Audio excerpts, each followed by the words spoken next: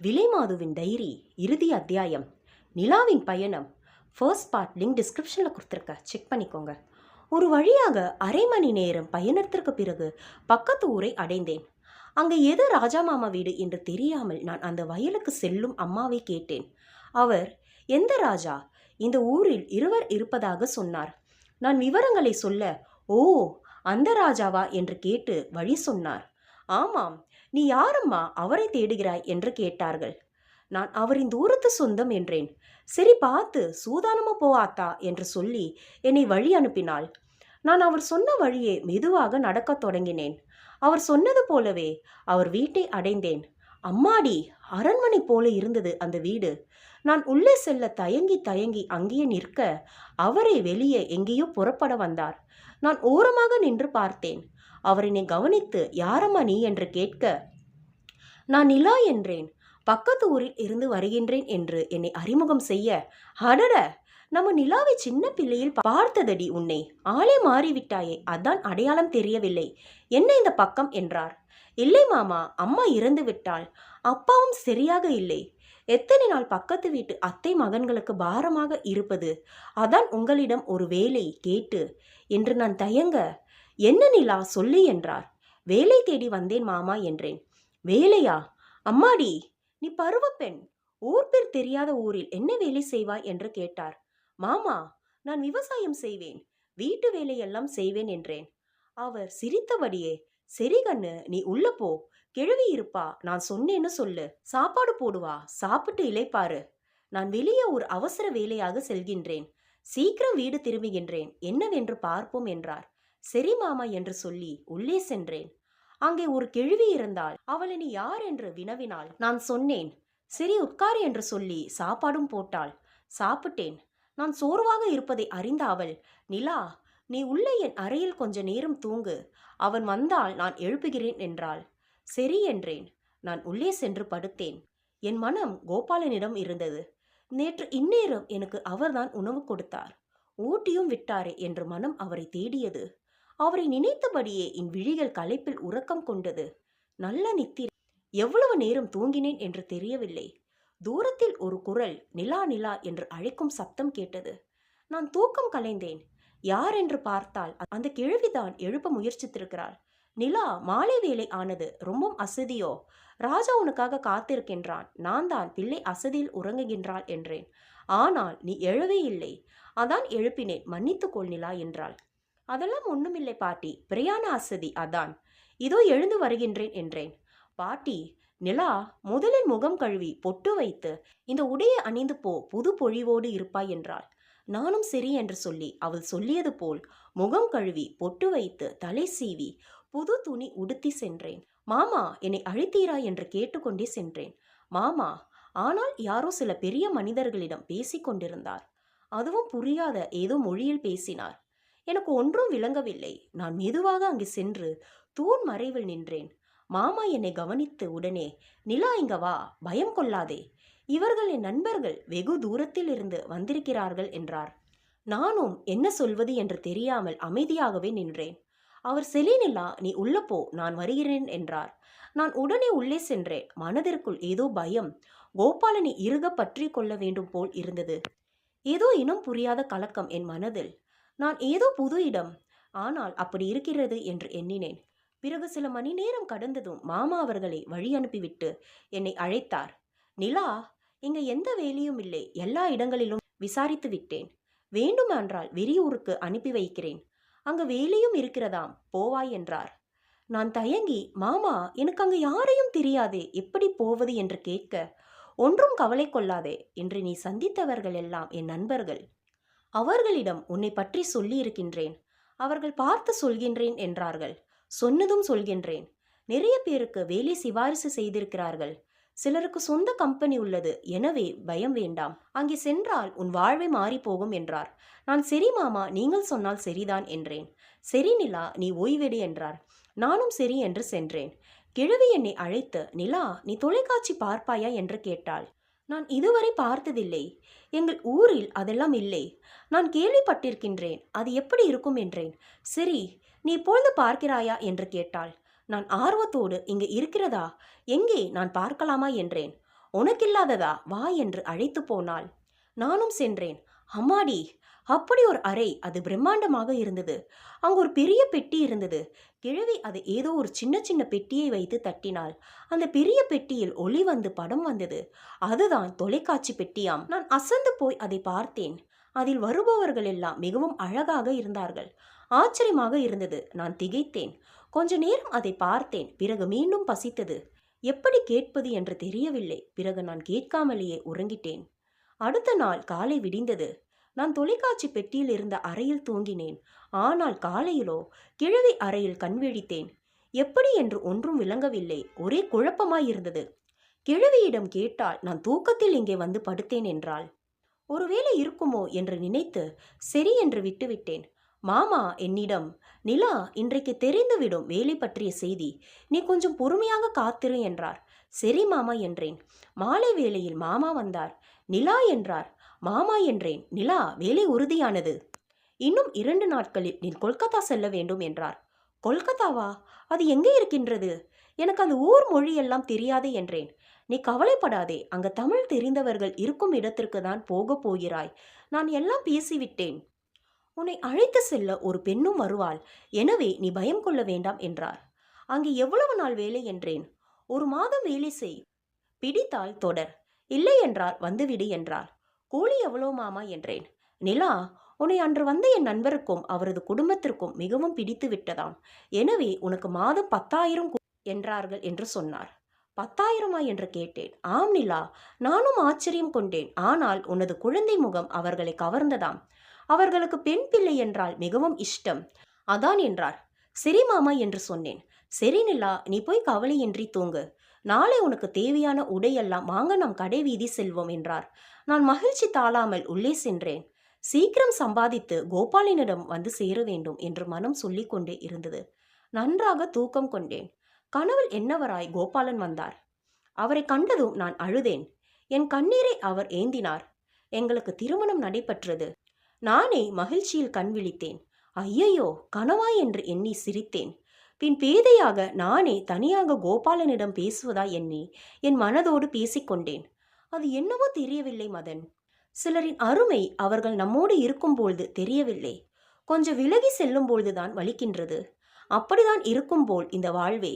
கோபாலன் என்னோடு இருக்கும் பொழுது அவரின் அருமை அறியாதவள் நான். அவரை பிரிந்த கணம் முதல் எப்பொழுது அவரை பார்ப்பேன் என்று மட்டும்தான் மனம் கேட்டுக்கொண்டே இருந்தது. பல கனவுகளை நானே கண்டேன். கோபாலனும் நானும் வாழ்நாள் முழுவதும் எப்படி வாழ வேண்டும் என்று ஒரு படமே ஓட்டி பார்த்தேன். அழகிய தருணங்கள். அவரின் கைகளை ஏந்தும் பொழுதும் என் கன்னங்களை தாங்கும் பொழுதும் அந்த அரைமணப்பை தேடுகிறது என் மனம் என்பது போல நான் என் மனவேலியில் சுருண்டு கிடந்தேன்.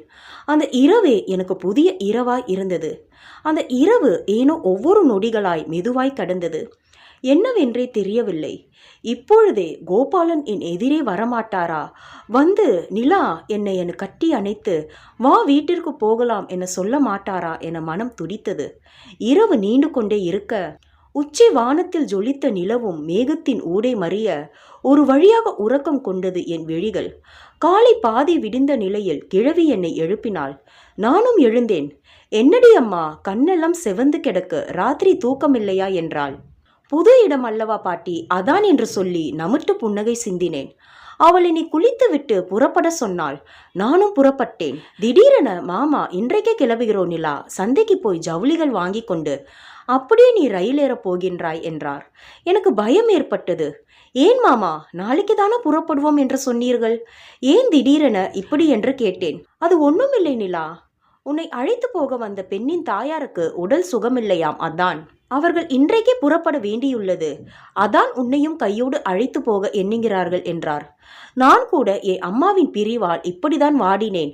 எனவே நான் உடனே புறப்பட ஆயத்தமானேன். நானும் மாமாவும் ஜவுளி கடைக்கு சென்றோம். அங்கு எல்லாம் புது புது ஆடைகள், எல்லாம் விலை உயர்ந்தவை. எனக்கு எது வாங்குவது என்றே தெரியவில்லை. மாமாதான் எல்லாம் வாங்கி கொடுத்தார். நான் ஒரு கட்டம் போட்ட சட்டை மட்டுமே எடுத்தேன். அது என் கோபாலனுக்கு பொருந்தும் என இன்னும் என்னிடம் அது உள்ளது தெரியுமா மதன்? ஆனால் கோபாலன் தான் இல்லை என்று சொல்லி நிலா ஜன்னல் கதவுகளை மெல்ல அடைத்தாள். அந்த நொடி அவள் மனம் மிகுந்த பாரத்தை சுமப்பதாய் மதனுக்கு தோன்றியது. அவன் உடனே அவளை தோளோடு அணைத்து மார்போடு சேர்த்து கொண்டான். அவளை கொஞ்சம் சமாதானம் செய்தான். அவளும் கொஞ்சம் நிலை பெற்று மீண்டும் தொடங்கினாள். ஆடை ஆபரணம் என எல்லாம் ஒன்று போல் வாங்கி கொடுத்தார். எல்லாம் வாங்கிய பின்பு இருவரும் ரயில் நிலையம் அடைந்தோம். அங்கு ஒரு பெண் எங்களுக்காக காத்திருந்தாள். அவள் மிகவும் அழகாக இருந்தாள். வெள்ளை நிறம், இளஞ்சிவப்பு இதழோடு. இந்த ஜுவாலி கடையில் பொம்மைகள் இருக்குமே, அதுபோல் இருந்தாள். அவள் பெயர் அமிர்தா. பெயருக்கு ஏற்ற உருவ அமைப்பு. என்னை அன்போடு அரவணைத்தாள். மாமா அவளிடம் ஆத்துமா சின்ன பிள்ளை என்று சொல்லி வழி அனுப்பினார். முதல் ரயில் பயணம், அதுவும் நெடுந்தூர பயணம். அந்த இரவு என் வாழ்வை திருப்பி போட போகிறது என்று எனக்கு தெரியாமல் போனது. அந்த ரயில் பெட்டி என்னை மட்டுமின்றி என் கனவுகளையும் சுமர்ந்து நகர்ந்தது. அந்த அக்கா எனக்கு சாப்பாடு கொடுத்தாள். நன்றாக பேசினாள். அங்கே எப்படி இருக்க வேண்டும் என்றெல்லாம் சொல்லிக் கொடுத்தாள். என்னை அன்போடு அரவணைத்தாள். பேச்சும் சிரிப்புமாய் இருந்தது அந்த பயணம். நான் கொஞ்ச நேரத்தில் தூங்கி போனேன். 2 நாள் ரயில் பயணம். அந்த ரயிலின் தாலாட்டுக்கு நான் குழந்தையானேன். பயணம் முடிந்து ஒரு அழகிய காலை நேரம், சுமார் 6 மணி இருக்கும், கொல்கத்தா ரயில் நிலையம் வந்து இறங்கினோம். ஒரு உணவகத்தில் உணவு அருந்திவிட்டு ஒரு வாகனம் பிடித்து நாங்கள் செல்ல வேண்டிய இடத்திற்கு புறப்பட்டோம். அந்த ஊர் வேறு மாதிரி இருந்தது. நமது கிராமம் போல இல்லை. எங்கு பார்த்தாலும் வாகனங்கள், வேகமாய் எதையும் தேடி ஓடும் மனிதர்கள், உயர்ந்த பெரிய கட்டிடங்கள். பார்க்கவே அதிசயமாய் மற்றும் ஆச்சரியமாக இருந்தது எனக்கு அப்பொழுது. நான் அந்த ரிக்ஷாவில் எல்லாவற்றையும் எட்டி பார்த்து கொண்டே நகர்ந்தேன். எல்லோரும் ஏதோ பேசுகிறார்கள். எனக்கு ஒன்றும் விளங்கவில்லை. புன்னகையை கொண்டே சமாளித்தேன். அந்த அக்காவிற்கு ஒரு அழைப்பு வந்து தொலைபேசியில் அவர் பதட்டமாய் காணப்பட்டார். ரிக்ஷா ஓட்டுபவரிடம் ஏதோ சொன்னார். சூழ்நிலையை பார்க்கையில் விரைந்து போகும்படி சொல்லி இருப்பார்கள் என்று யூகித்தேன். அதற்கு ஏற்றாற்போல் அவரும் விரைந்து ஓடினார். ரிக்ஷா ஒரு தெருவில் நுழைந்தது. அங்கே அந்த தெரு மற்ற தெருக்கள் போல இல்லை. அங்கே பெண்கள் அதிகம். அதுவும் அவர்களின் உடை, பேச்சு எல்லாம் வித்தியாசம். தைரியமான பெண்களாக இருந்தார்கள். சிலர் சில ஆண்களை திட்டிக் கொண்டும் சிலர் அவர்களை ரகளை செய்து கொண்டும் இருந்தார்கள். எனக்கு ஒன்றும் புரியவில்லை. அங்கு சட்டென ஒரு விடுதி முன்பு ரிக்ஷா நிற்க, இறங்க நிலா என்று அமிர்தா சொன்னாள். நானும் இறங்கி நின்றேன். அங்கே இருந்த சில பெண்கள் என் கன்னங்களை கிள்ளி ஏதோ சொன்னார்கள். எனக்கு ஒன்றும் விளங்கவில்லை. பிறகு அமிர்தா அவர்களிடம் ஏதோ பேசினாள். என்னிடம் அவர்கள் நீ அழகாய் இருப்பதாய் கூறுகின்றார்கள் என்றாள். நான் நன்றி என்றேன். அவர்கள் சத்தமாய் சிரித்தார்கள். அங்கு ஒரு பெண் மட்டும் என்னையே பார்த்தாள். நானும் அவளை கவனித்தேன். ஏதும் பேசிக்கொள்ளவில்லை. ஒரு அறைக்கு என்னை அழைத்து போனார்கள். பிரயாண அசதி இளைப்பாற சொன்னார்கள். நன்றாக உறங்கினேன். திடீரென கதவு தட்டும் சத்தம் கேட்டது. நான் பயந்து போனேன். மெல்ல சென்று கதவை திறக்கையில் என்னை பார்த்து கொண்டே இருந்த பெண் தான் அது. என்னை பார்த்து தமிழா என்றாள். நான் என்றேன் தயக்கத்தோடு. உள்ளே வரலாமா என்றாள். நான் சரி என்று தலை அசைத்தேன். அவள் உள்ளே வந்து தாளிட்டாள். போய் அமருமாறு என்னை சொன்னாள். நான் அமர்ந்தேன். உன்னை பார்த்தால் வேண்டி வந்தவள் போல் இல்லை. யாரடி நீ? என்ன சொல்ல அழைத்து வந்தார்கள் என்று கேட்டாள். என் பெயர் நிலா. நான் ஒரு சின்ன கிராமத்தில் இருந்து வருகின்றேன். அமிர்தாக்கா வீட்டு வேலைக்கு வந்துள்ளேன். என் சொந்தக்கார மாமா தான் சேர்த்து விட்டார் என்றான். அவள் சத்தமாக இருந்துவிட்டு, இப்படியெல்லாம் யார் சொன்னது உனக்கு என்றார். அவர்கள்தான் என்றேன். உன் பெயர் என்ன அக்கா என்று கேட்டேன். அக்கா எல்லாம் வேணாம், என் பேர் ஷர்மிளா, ஷர்மி என்றே அழைக்கலாம் என்றாள். நான் என்றேன். என்ன பயமாக இருக்கிறதா என்றாள். நான் பயம் கலந்த தயக்கத்தில் ஆமாம் என்று தலையசைத்தேன். அவள் சிரித்து கொண்டே என்னை கட்டி அணைத்து, பயம் வேண்டாம், சும்மா விளையாட்டிற்காக விரட்டும் தொனியில் பேசினேன் என்று சொல்லி ஆறத் தழுவினாள். அடியே, இவ்வளவு வெகுளியாக இருக்கிறாயே, எப்படி அடி இங்க வந்து மாட்டிக்கொண்டாய்? நல்ல குணமாக இருக்கின்றாய், எப்படி தாக்கு பிடிப்பாய் என்று புலம்பிக் கொண்டே இருந்தாள். ஏன் அக்கா, வேலை அதிகமாக இருக்குமா என்றேன். அக்கா இல்லை, மறந்து விடாதே நிலா என்று சொல்லி. வேலையா? இன்னுமா உனக்கு புரியவில்லை?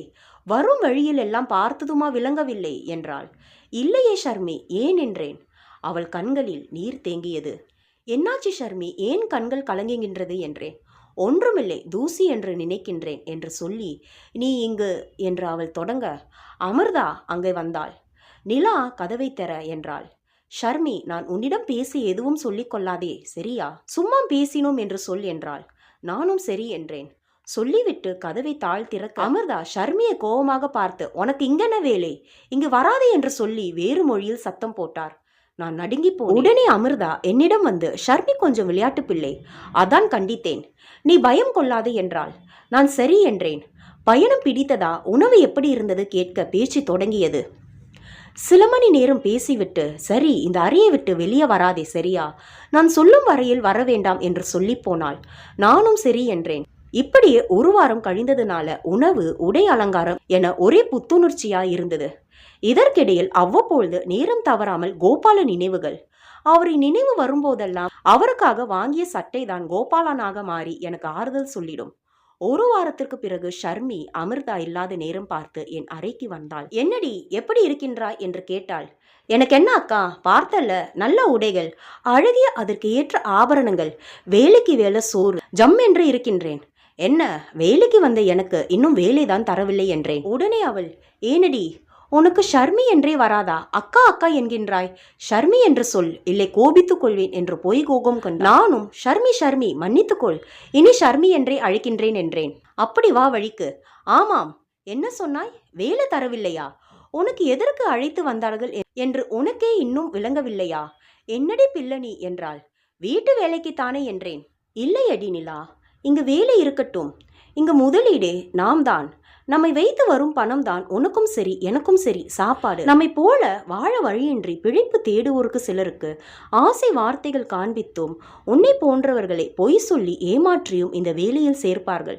நமது கஷ்டத்தை பணம் சம்பாதிக்கும் நோக்கம் கொண்ட இவர்களை போன்ற மிருக பயன்படுத்தி கொள்கிறார்கள். இங்கே நாம் வெறும் மாது இல்லை, விலை மாது என்று சொன்னாள். நான் இடி விழுந்தாற் போல் ஆனேன். அப்பொழுது ஷர்மி, என் மாமா இது தெரியாமல் என்னை அனுப்பிவிட்டாரோ, நான் அவரை தொலைபேசியில் தொடர்பு கொண்டு வர சொல்லி கிளம்பிவிடவா என்றேன். அவள், அடியே மண்டு, உன்னை என்னதடி சொல்ல, உன்னை அழைத்து வந்தவள் அமிர்தா, அவளை தெரியாதவர்களே இருக்க மாட்டார்கள், அவள் வலையில் விழுந்தவன், அவளையும் அவள் வேலையையும் நன்கு அறிந்தவன்தான் உன் மாமா, அதனால் தான் உன்னை அவளோடு அனுப்பி வைத்திருக்கின்றான் என்றாள். நான் கோபமாக, இல்லை அப்படி இருக்காது, அவள் நல்லவர், நான் பேசுகின்றேன், நீ தொலைபேசி இருந்தால் கொடு என்றான். சொன்னால் கேட்க மாட்டாய், சரி தருகின்றேன், ஆனால் என்னை மாட்டி விட்டு விடாதே என்றாள். மாட்டேன் ஷர்மி, நீ கொடு என்றேன். மாமாவிற்கு தொலைபேசியில் அழைப்பு விடுத்தேன். அவர் எடுத்தார். மாமா, நான் நிலா. மாமா கேட்கிறதா, நான் தான் நிலா மாமா, இங்கு என்னமோ சொல்கிறார்கள், என்னமோ நடக்கிறது மாமா, என்னை அழைத்து போங்கள் மாமா. ஹலோ மாமா, கேட்கிறதா என்றேன். அவர் முதலில் அலோ சொன்னவர் நான் நிலா என்றதுமே அழைப்பை துண்டித்தார். மீண்டும் முயற்சித்தேன், அவர் எடுக்கவில்லை. மனம் இறுகியபடி நான் உறங்கிட என் மனதை ஆட்கொண்டது பயம். நடு இரவில் நான் அலறியழ ஷர்மிதான் என்னை ஆசுவாசப்படுத்தினாள். அடுத்த நாள் விடியல் வந்தது. என் வாழ்வு மட்டும் இருளில் மூழ்கி கிடந்தது. இன்று ஏனோ அந்த விடுதியில் ஆண்வாசம் இல்லை. நான் மிகவும் மௌனமாக ஜன்னல் ஓரம் அமர்ந்து வெளியே பார்த்து கொண்டிருக்க என் மௌனம் ஷர்மி மனதை துளைத்தது. அவள் என்னிடம் பேச முயற்சித்தாள். ஆனால் என் உதடுகள் வார்த்தைகளை மறந்து போனது. என் விழிகளும் மனிதர்களை பார்க்க மறுத்தது. ஷர்மி என்னை எப்படி சமாதானம் செய்வது என்று தெரியாமல் தவித்து போனாள். அவள் என் அறையை விட்டு வெளியே சென்றாள். போனதும் சில மணி நேரம் அவளை காணவில்லை. நானும் என்னை தொலைத்துவிட்டு அந்த மௌனத்திடம் என் மனம் போன விலாசம் தெரியுமா என்று வினவிக் கொண்டிருந்தேன். அந்த மௌனமும் என்னிடம் மௌனம் காத்தது. உணவும் பிடிக்கவில்லை, உறக்கமும் வரவில்லை, எதிர்காலம் தெரியவில்லை. திக்கு தெரியாத காட்டில் திசை மாறி அலையும் விசைப்படகு போல் அலைந்தது என் மனம். தனிமை சூழ்ந்தது. என் அறையில் யாருமின்றி நான் மட்டும். இனி இந்த இச்சைக்கு அழியும் மனித குலத்தில் வாழ வேண்டுமா என்று என் மனம் கேட்டது. இத்தனை நாள் யாருக்காக வாழ்ந்தாயோ, இனி அவனும் வேண்டாம் என முடிவெடுத்த பின் எதற்கு இன்னும் என் உடல் இந்த உயிரை தாங்கி பிடித்துள்ளது? இத்தனை நாள் சுகமாயிருந்த உயிர் இன்று எனக்கு சுமையாய் இருக்கிறதே என்று என் எண்ணங்கள் எனக்குள் சத்தமிட்டது. சுமையை இறக்கிவிட்டு புறப்பட எண்ணி மனதிற்குள் ஒரு சப்தம் கேட்க நான் உடனே அங்கிருந்த மின்விசிறியில் தூக்கிட முடிவு செய்தேன். கதவுகளை அடைத்துவிட்டு தாழ் போட நினைத்தேன். ஆனால் அந்த அறைக்கு வெளிப்பக்கம் மட்டும்தான் தாழ், உள்பக்கம் இல்லை. சரி என்று ஒரு சின்ன பேனாவை எடுத்து அதனை தாழ் போல் வைத்து அம்மாவின் சீலையை மின்விசிறியில் வீசினேன். சேலை எடுக்கும் பொழுது அந்த சட்டையும் கீழே விழுந்தது. அதை மார்போடு அணைத்து கொண்டு சத்தமில்லாமல் கத்தி அழுதேன். பின் நான் போகிறேன் என்று அந்த சட்டையிடம் விடை பெற்று நான் ஏறி நிற்க நிலா நிலா என்று ஷர்மி என்னை அழைத்து கொண்டு என் அறை நோக்கி வந்தாள். என்னை அழைக்காதே ஷர்மி, நான் வாழ தகுதியற்றவள், நான் போக வேண்டும் என்று சொல்லி நான் சுருக்கிட்ட சீலையை கழுத்தருகே கொண்டு வர ஷர்மி கதவை தட்டியதும் பேனா கீழே விழுந்து கதவு திறந்தது. ஷர்மியும் அவள் நண்பர்கள் சிலரும் உடன் வந்தனர். எல்லோரும் என்னை பார்க்க நான் அவர்களை பார்த்தபடி நிற்க என்ன செய்வதென்று எனக்கு ஒன்றும் விளங்கவில்லை. ஷர்மி என்னை இறக்கிவிட்டாள். மற்றொரு பெண் சீலையை கழற்றினார். அரை கதவுகள் மூடப்பட்டன. எல்லோரும் என்னை சுற்றி அமர்ந்தபடி அமைதியாய் இருந்தனர். நானும் அமைதியாய் இருந்தேன். திடீரென ஷர்மி என்ன நிலா இது என்று கேட்டாள். நான் உடனே மடை திறந்த வெள்ளம் போல அவள் மடி சாய்ந்து அழுதேன். உடனே அங்கிருந்தவர்கள் அழாதே என்கிறார்கள். எனக்கு அவர்கள் மொழி புரியவில்லை என்றாலும் என்ன சொல்ல வருகிறார்கள் என விளங்கியது. நீ இன்றைய அழுதுவிட்டு இனி அழாதே, இப்படி ஏதாவது முடிவெடுத்தால் உன்னை நானே கொன்று விடுவேன் என்றாள். எனக்கு வாழ பிடிக்கவில்லை ஷர்மி, என்னை பார்க்க எனக்கே அருவருப்பாக உள்ளது என்று அழுதேன். அப்படிதான் இருக்கும், எங்களுக்கும் எங்களை பார்க்க அப்படிதான் இருக்கும். ஆனால் நாங்க என்ன செத்து விட்டோமா என்றாள். நான் அழுது கொண்டே இருந்தேன். நிலா, இங்க பாரு, நீ என்ன நாங்க எல்லாம் சுகத்துக்காகவும் பணத்துக்காகவும் இங்க இருக்கின்றோம் என்று நினைத்தாய்? நாங்களும் பெண் தானே, ஆசாபாசங்கள் இருக்குமே. ஆனால் ஏன் இப்படி ஆனோம்? ஏன் மீள முடியாமல் தவிக்கின்றோம் தெரியுமா? எத்தனை முறை தப்பிக்க நினைத்திருப்போம் தெரியுமா? இங்கே பாரு நித்யா, தும்தாம் தேக்கோ என்று சொல்லிட அங்கிருந்து நித்யா என்கின்ற பெண் அவள் கால்களை எனக்கு காண்பித்தாள்.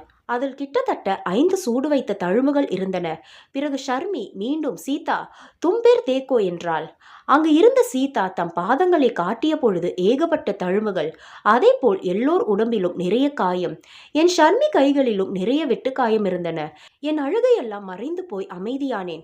ஷர்மி உடனே இது எல்லாம் கூட பரவாயில்லை, என் தோழி ஒருவள் செத்தே போனாள், எனக்கும் அவளுக்கும் நடந்த கொடுமைகள் ஏராளம், உன்னையாவது ஒரு வாரம் போகட்டும் என விட்டு வைத்தார்கள். எங்கள் கதையெல்லாம் கேட்டாலே நீ இதெல்லாம் ஒரு வழியா என்று உன் சோகத்தை மறந்து விடுவாய் என்றாள். என்ன சொல்கின்றாய்? ஆம், அன்று கூட அமிர்தா ஷர்மிக்கு நடந்ததைப் போல மீண்டும் நடக்கும் என என்னை எச்சரித்தாள். என்ன ஆனது? நீங்கள் எல்லாம் எப்படி இங்க வந்தீர்கள் என்று நான் கேட்டேன். நித்யா உடனே ஏதோ அவள் மொழியில் சொன்னாள். ஷர்மி எனக்கு மொழி பெயர்த்தாள். நித்யா மிகவும் திறமைசாலி. அவள் 10ஆம் வகுப்பில் மாவட்டத்தில் முதலிடம் பெற்றவள்.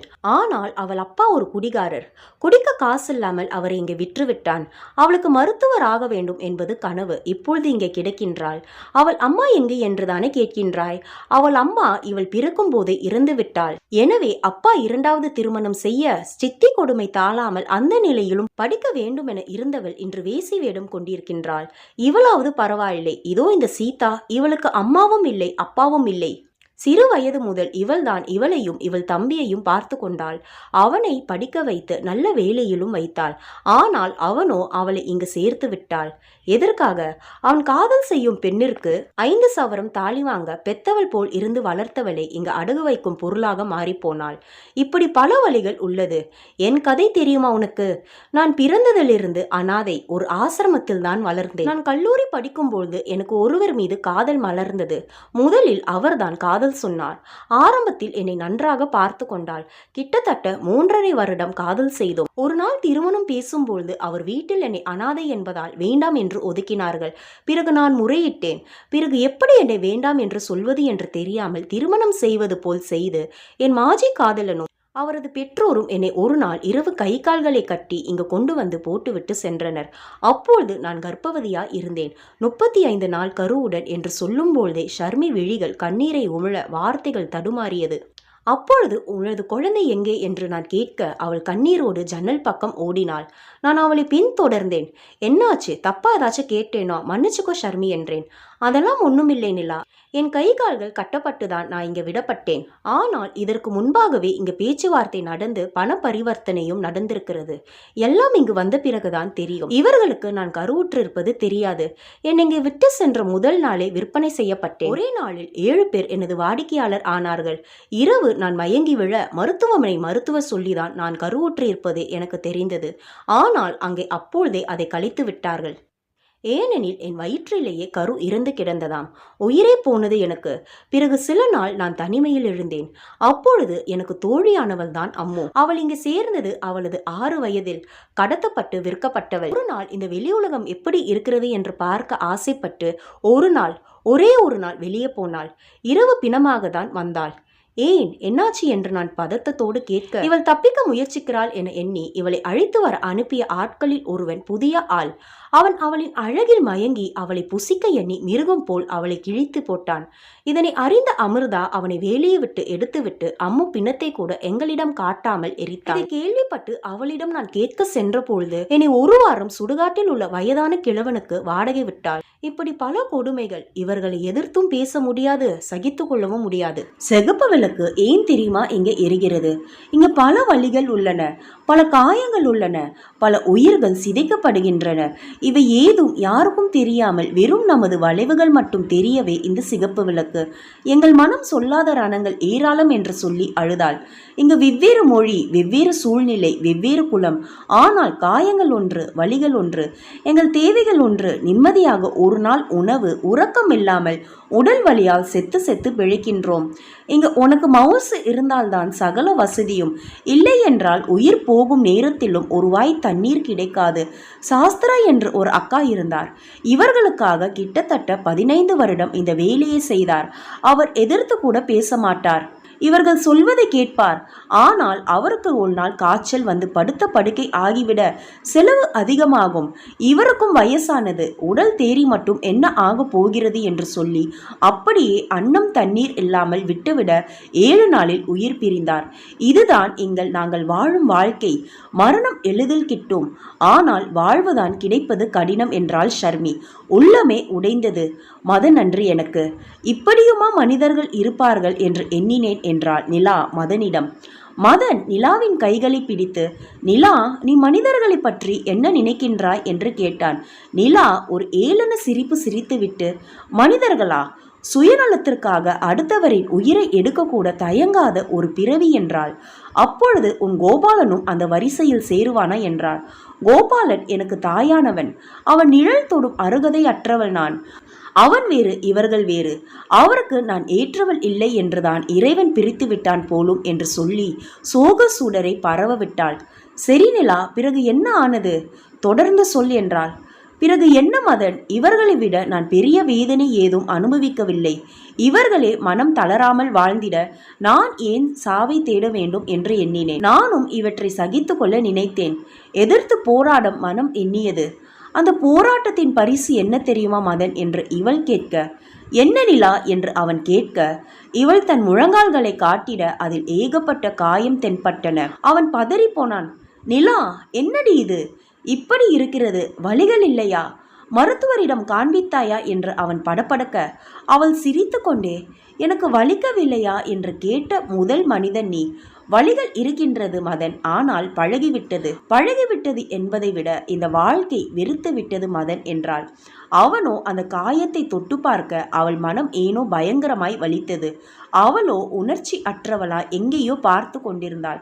நிலா என்று ஏதோ சொல்ல வந்தவன் அப்படியே நிறுத்தி, சரி நீ மேலே சொல் என்றான். அவளும் இனி எதை சொல்ல மதன்? அதான் எல்லாம் சொன்னேனே என்றார். அட இல்லை நிலா, நீங்கள் எல்லோரும் பேசினீர். பிறகு என்ன ஆனது சொல். என்ன ஆகும்? என்னையே நான் சமாதானம் செய்து கொண்டு இப்படி உன்முன் ஒரு விலை பொருளாய், விலை மாதுவாய் நிற்கின்றேன். என்னை ருசி பார்த்தவர்கள் பலர், அதில் காயப்படுத்தியவர்கள் சிலர். சில நேரம் சில மிருகங்களின் இச்சைக்கு இரையாகி 1 வாரம் வரை மருத்துவமனையில் கிடந்துள்ளோம். எங்களை காப்போர் யார்?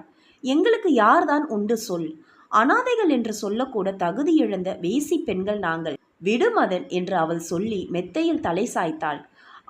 அவள் அருகே வந்து அவள் கால்களை பிடித்து அவன் மடியில் வைத்து அவளுக்கு கால்வலி போக பிடித்து விட்டான். அவள், மதன் என்ன செய்கிறாய் என்று கேட்க, உனக்கு கால் வலிக்கிறது அல்லவா, அதான் விடுகிறேன் என்றான். எனக்கு வலிக்கிறது என்று உனக்கு எப்படி தெரியும்? நான் ஏதும் சொல்லவில்லையே, பிறகு எப்படி என்றாள். என் நிலாவை பற்றி தெரியாதா? இவ்வளவு நேரம் உன்னோடுதானே இருக்கின்றேன் என்றான். அவள் வலிகளுக்கெல்லாம் ஆறுதலாய் இருந்தன அவன் வார்த்தைகள். ஆமாம் நிலா, ஷர்மி எங்கே? நான் அவர்களை பார்க்க முடியுமா என்றான். அவள் இல்லை மதன், அவள் எங்களை விட்டு சென்று விட்டாள் என்றாள். எங்கே என்று அவன் கேட்க, சீதை தீயில் சவமாக என்றாள். என்ன சொல்கின்றாய் நிலா? என்ன ஆனது ஷர்மிக்கு என்று கேட்டான். அவள் மெதுவாக, ஒரு நாள் நாங்கள் அமிர்தாவிடம் சொல்லிவிட்டு ஒரு நாள் விடுமுறை வாங்கி பக்கத்து ஊருக்கு திருவிழா பார்க்க சென்றோம்.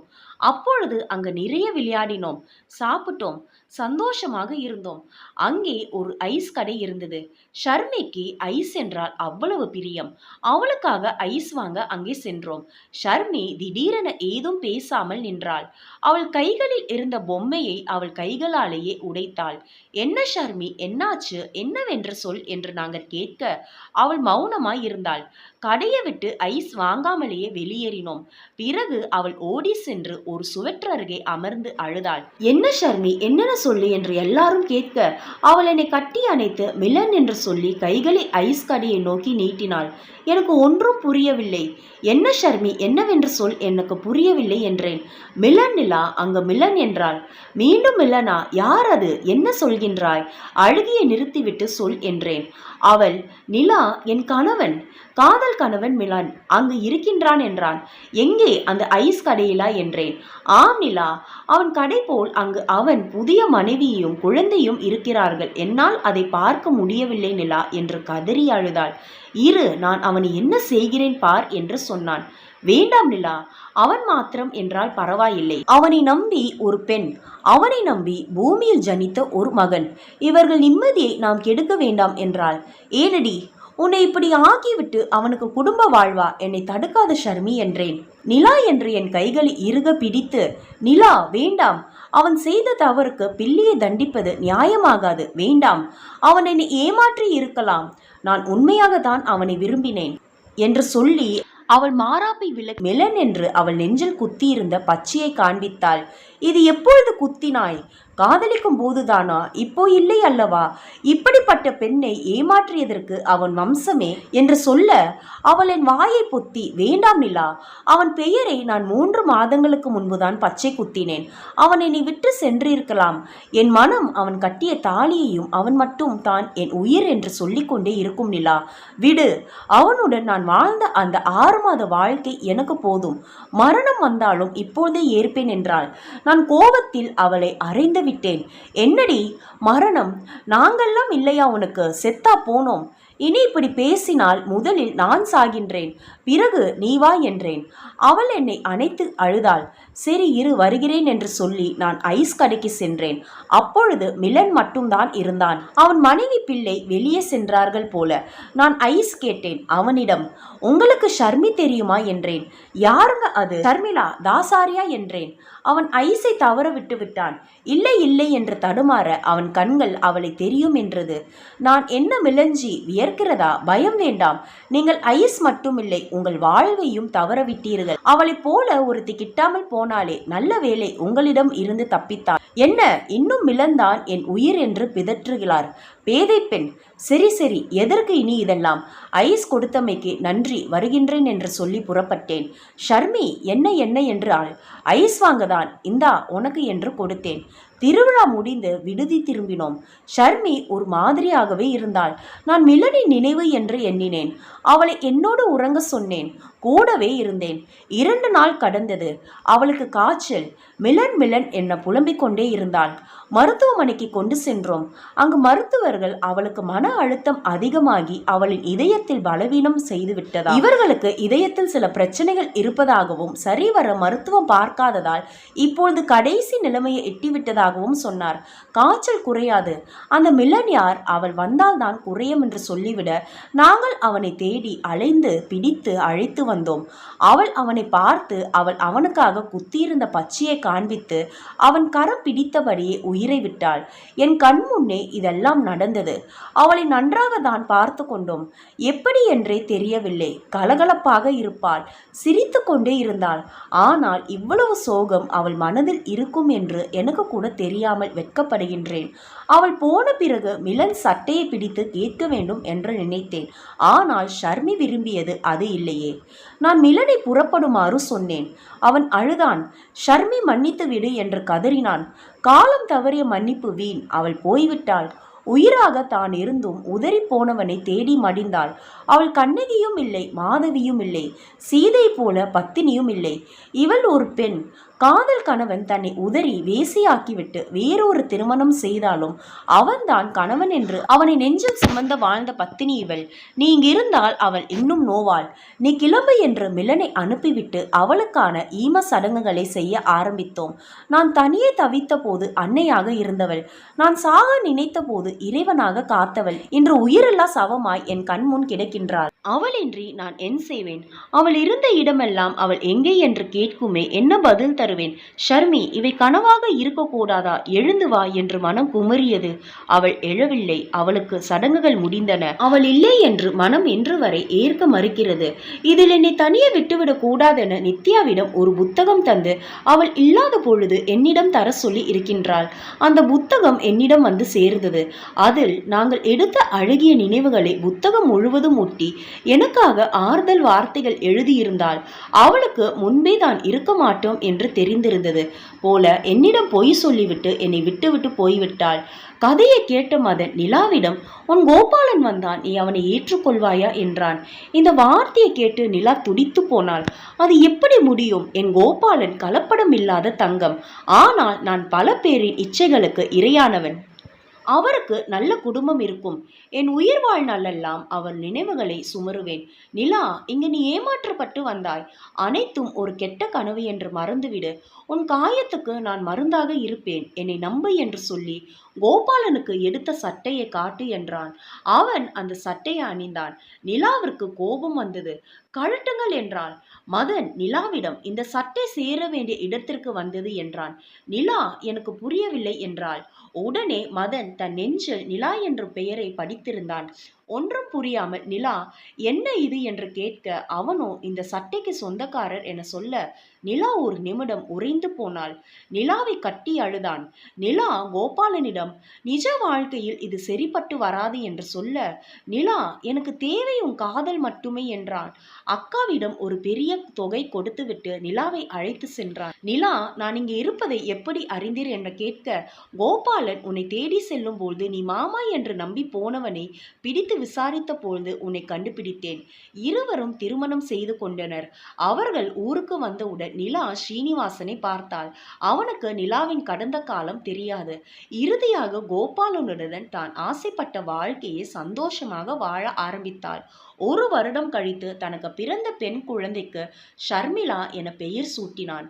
தன் அன்னையின் ஆசீர்வாதத்துடன் தன் வாழ்க்கையை வாழ்ந்தாள். இந்த ஸ்டோரி உங்களுக்கு பிடிச்சிருந்துச்சுன்னா லைக் பண்ணுங்க, சப்ஸ்கிரைப் பண்ணுங்க. தேங்க்யூ.